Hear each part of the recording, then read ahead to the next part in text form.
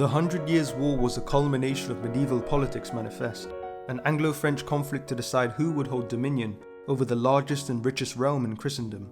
Every strata of society inherited the same thing, chaos itself, and all the destruction that came with it. War and plague, twin forces of the apocalypse, forcefully shaped medieval society.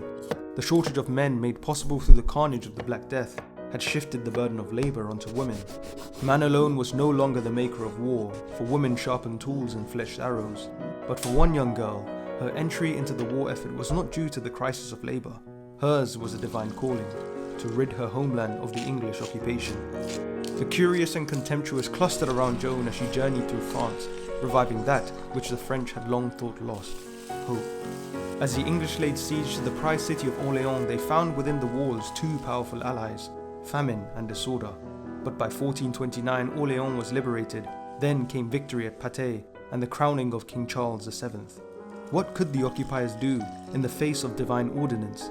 The English claim was an act of usurpation, hers an act of God, and she a faithful instrument of the divine.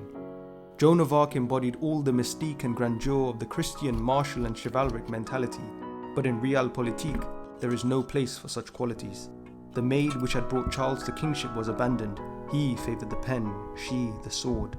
In May of 1430 she sought refuge in a town thought loyal to the king, but the gates did not open for her. Captured, she was tried for heresy.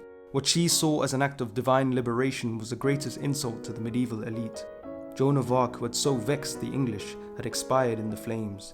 This young maiden had become a heroine of biblical proportions. Her image became carefully conjured within France's cultural imagination.